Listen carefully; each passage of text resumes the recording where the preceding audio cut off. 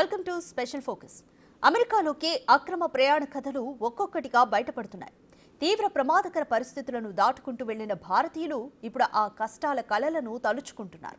American danger dreams ఎలా ఉంటాయో చెబుతున్నారు. వీటిలో అత్యంత ప్రమాదకరమైన డెరిన్ గ్యాప్ ప్రయాణం ఎంత భయంకరంగా ఉంటుందో గుర్తు చేసుకుంటున్నారు. అక్రమంగా అమెరికాలోకి ప్రవేశిస్తూ డాంకీ రూట్లలో వారు అనుభవించిన నరకాన్ని నెమరు వేసుకుంటున్నారు. ఇంతకీ భారతదేశానికి తిరిగి వచ్చిన వారి టెస్టిమోనీస్ చెబుతుందేంటి? అగ్రరాజ్యంలో జీవితం అంటే అదృష్టం ఉన్నవారికే దక్కే అవకాశం. దీనికోసం ప్రాణాలకు తెగించడానికి కూడా వెనుకాడరు కొంతమంది. డాలర్లు సంపాదించి పరువు పరపతి ఆస్తిపాస్తులను కూడబెట్టుకోవటానికి అగ్రరాజ్యమే ది లాస్ట్ డెస్టినేషన్ అనుకుంటారు. ఇలా తమ బతుకులను మార్చే డ్రీమ్స్ కోసం ఎంత ప్రమాదకరమైన మార్గాన్నైనా ఎంచుకుంటారు. పుట్టిన గడ్డపై ఆస్తులమ్ముకునో అప్పులు చేసు ఎలాగైనా అమెరికాకు చేరుకోవాలనుకుంటారు. కొందరు చట్ట ప్రకారం నిబంధనలు అనుసరించి అమెరికా చేరుకుంటే ఈ మోజులు, మరికొందరు మాత్రం డాంకీ రూట్ పట్టుకుని అక్రమ మార్గాల్లో ముందుకెడుతున్నారు. అయితే ఈ మార్గాల్లో అమెరికా చేరుకుంటే ఎలా ఉంటుందో తాజాగా అమెరికా నుండి భారత్ చేరుకున్న బాధితులు చెప్తున్నారు. అమెరికాలోకి అక్రమ ప్రయాణంలో తరచుగా అనేక దేశాల గుండా ప్రమాదకరమైన క్రాసింగ్లుంటాయి. వాటిలో కొలంబియా, పనామాలను కలిపే విశాలమైన రోడ్డు లేని అడవి మార్గం డేరియన్ గ్యాప్ కూడా ఉంటుంది.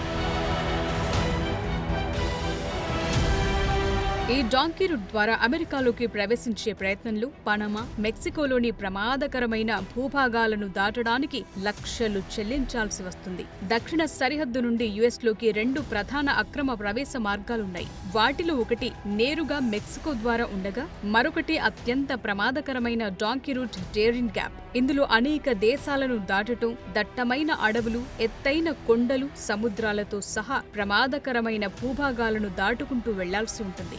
ఈ మార్గంలో వలసదారులు అమెరికా చేరుకోవటానికి ముందు విమానాలు, టాక్సీలు, కంటైనర్ ట్రక్కులు, బస్సులు, పడవల ద్వారా ప్రయాణం చేయాల్సి ఉంటుంది. ఇందులో Qatar, Brazil, Peru, Colombia, Panama, Nicaragua, మెక్సికోల నుండి కొనసాగుతుంది. ఇది ఎంత ప్రమాదకరమైందంటే మధ్యలో ఎప్పుడైనా ప్రాణాలు పోవచ్చు. ఇలా ఇప్పటికే వేలాది మంది ప్రాణాలు కోల్పోయారు. అయితే వారి శవాలు కూడా దొరకని విధంగా ఈ మార్గం డెడ్లీ రూట్ గా పేరు పొందింది.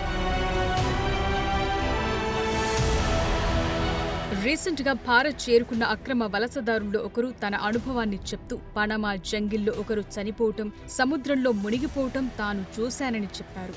తన ట్రావెల్ ఏజెంట్ తనను మొదట యూరప్ కు తీసుకెళ్తానని, ఆపై మెక్సికోకు తీసుకువెళతానని హామీ ఇవ్వగా తన డాలర్ డ్రీమ్స్ కోసం 42 లక్షలు వెచ్చించినట్లు చెప్పారు. ఇక ఈ మార్గంలో అన్నం దొరకటం మహా పండుగలా ఉండేదట. ఎప్పుడో ఒకసారి అన్నం దొరికేది, ఒక్కోసారి తినటానికి ఏమీ దొరకదు. తెచ్చుకున్న బిస్కెట్ల వంటి తేలికపాటి ఆహారాన్ని జాగ్రత్తగా వాడుకోవాలి. 15 గంటల సుదీర్ఘ పడవ ప్రయాణం, అత్యంత భయంకరమైన అడవిలో 40 నుంచి 45 కిలోమీటర్లు నడక ప్రయాణం నరకాన్ని చూపిస్తుందని వీళ్లు చెప్తున్నారు. ఇంకో వ్యక్తి చెప్పిన అనుభవంలో భయంకరమైన అనుభవాలు బయటకొచ్చాయి. ఈ వ్యక్తిని మొదట ఇటలీకి, ఆపై లాటిన్ అమెరికాకు తీసుకెళ్లారు. దారిలో ఆ వ్యక్తికి సంబంధించిన 35,000 రూపాయల విలువైన బట్టలు దొంగతనానికి గురయ్యాయి. అయినా వెనక్కు వెళ్లే ఛాన్సే ఉండదు. ప్రాణం పోయినా ముందుకే వెళ్లాలి. ఇక పంజాబ్లోని గురుదాస్పూర్ జిల్లాకు చెందిన 36 ఏళ్ల జస్పాల్ సింగ్ జనవరి 24న తనను అమెరికా సరిహద్దు గస్తీ బృందం బంధించిందని చెప్పారు. మాకు సంకెళ్లు వేసి ప్రయాణమంతా మా కాళ్లను బంధించారని అన్నారు. సంకెళ్లను అమృత్సర్ విమానాశ్రయంలో తెరిచినట్లు వెల్లడించారు. ఈ వ్యక్తి బ్రెజిల్లో 6 నెలలు గడిపిన తరువాత సరిహద్దు దాటి అమెరికాలోకి వెళ్లారు. అక్కడ అతన్ని అమెరికా సరిహద్దు గస్తీ బృందం అరెస్టు చేసింది. పనామా అడవిలో ఒకరు చనిపోవటాన్ని, మరొకరు సముద్రంలో మునిగిపోవటాన్ని గుర్తు చేసుకున్న ఇతడు మెక్సికో చేరుకునే ముందు తన ట్రావెల్ ఏజెంట్ యూరప్ గుండా తీసుకెళతానని అన్నట్లు తెలిపాడు. ఇక ఈ మార్గంలో డేరియన్ గ్యాప్ మధ్యలో 18 కొండలు దాటాల్సొచ్చింది. ఇక్కడ ఎవరైనా జారిపడితే బతికే అవకాశం ఉండదు. ఇక ప్రయాణంలో ఎవరైనా గాయపడితే వారిని వదిలి వెళ్లిపోవాల్సిందే. అలాంటి వారిని చావుకు వదిలేసి మిగిలిన వాళ్లు ముందుకు కదులుతారంతే. ఈ డేరియన్ గ్యాప్ అనేది దట్టమైన రెయిన్ ఫారెస్ట్, చిత్తడి నేలలు, కొండలతో కూడిన 97 కిలోమీటర్ల విస్తీర్ణంలో ఉంటుంది. అలస్కా నుండి అర్జెంటీనా వరకు విస్తరించి ఉన్న ఒక ప్రయాణ వ్యవస్థలో ఇది పాన్ అమెరికన్ హైవేని బ్రేక్ చేసే ప్రదేశం. చాలా ప్రమాదకరంగా ఉండే ఈ ప్రాంతం దాని తీవ్రమైన భూభాగానికి, కఠినమైన వాతావరణానికి నిదర్శనం. ఇక్కడ మౌలిక సదుపాయాలు లేకపోవటం వల్ల చాలా కాలంగా ఈ ప్రాంతాన్ని ఎవ్వరూ వాడట్లేదు. కానీ అమెరికాకు చేరుకోవాలనుకునే అక్రమ వలసదారులకు ఇది ఒక అనివార్యమైన ద్వారంగా మారింది. ఈ డేరియన్ గ్యాప్ ను దాటేవారు నిటారుగా ఉన్న పర్వతాలు, బురదతో కూడిన చిత్తడి నేలలు, వేగంగా ప్రవహించే నదులు, ప్రమాదకరమైన వన్యప్రాణులను దాటుకుంటూ వెళ్లాలి. ఈ అడవి విషపూరిత పాములు, జాగ్వార్లు, ప్రాణాంతక కీటకాలకు నిలయం. అయితే అంతకంటే ప్రమాదకరమైన ముప్పు ఈ మార్గాన్ని నియంత్రించే క్రిమినల్ ఆర్గనైజేషన్స్ ఉంటుంది. స్మగ్లింగ్ నెట్వర్కులు, మాదక ద్రవ్యాల కార్టెళ్లు, సాయుధ సమూహాలు ఈ మార్గంలో ప్రయాణించే వారిని దోచేస్తారు, వారిపై హింసకు దిగుతారు. ఈ డేంజరస్ డాంకీ రూట్ ఎంత ప్రమాదకరమంటే ఏ క్షణం ఏం జరుగుతుందో కూడా తెలియకుండా ఉంటుంది. స్మగ్లర్లు, మాఫియా ముఠాల మధ్య వలసదారులు తీవ్రమైన పరిస్థితులను ఎదుర్కోవాల్సి ఉంటుంది. ఇప్పుడు ఇలా వెళ్తున్న వారి సంఖ్య నానాటికి పెరిగిపోవడం కూడా ఆందోళనకు గురిచేస్తుంది. ఒక్క మరణాలే కాదు, పర్యావరణం పరంగానూ ఇది చాలా ప్రమాదకరమైంది. ఏది ఏమైనా అక్రమ వలసలను అరికట్టాలనే ట్రంప్ నిర్ణయాన్ని భారత్ కూడా స్వాగతిస్తోంది.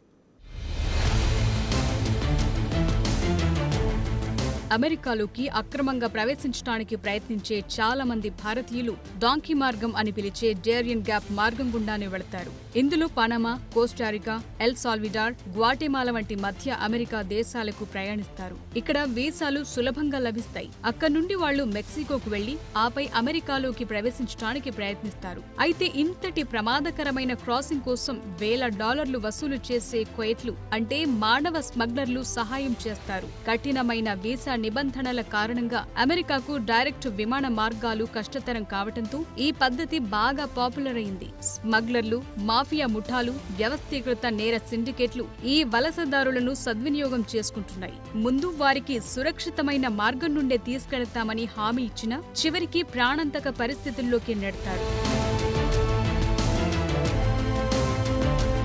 ఇటీవలి సందర్భాల్లో డేరియన్ గ్యాప్ ను దాటే వారి సంఖ్య విపరీతంగా పెరిగినట్లు లెక్కలు కూడా చెప్తున్నాయి. 2023లో 5.2 లక్షలకు పైగా వలసదారులు ఈ ప్రయాణాన్ని చేశారు. దానికి ముందు సంవత్సరం కంటే ఇది రెండింతలు ఎక్కువ. ఇక 2024 నాటికి 3 లక్షలకు పైగా ఈ మార్గాన్ని దాటారు. అయితే ఇటీవల పెరిగిన అరెస్టుల కారణంగా సంఖ్యలు కొద్దిగా తగ్గాయని మీడియా నివేదికలు చెప్తున్నాయి. అయితే దశాబ్దం క్రితం ఏటా కొన్ని వేల మంది మాత్రమే ఈ మార్గాన్ని దాటడానికి ప్రయత్నించారు. అది ఇప్పుడైతే లక్షలు దాటుతోంది. అత్యంత ప్రమాదకర వలస రహదారిగా మారినప్పటికీ డాలర్ డ్రీమ్స్ ఈ డేంజర్ ను కూడా లెక్క చేయకుండా కదులుతోంది. వెనజులా, హైతీ, ఈక్వెడార్, బంగ్లాదేశ్, పాకిస్తాన్, భారతదేశం నుండి ప్రజలు ఈ ప్రమాదకరమైన మార్గం గుండా ట్రెక్కింగ్ చేస్తున్నారు. ఈ ప్రయాణం 7 నుండి 15 రోజుల వరకు పట్టొచ్చు. ఇలా ప్రయాణించే వలసదారులు ఆహారం, నీటి కొరత, వ్యాధుల బారిన పడటమే కాకుండా నేరాలకు బలవుతున్నారు.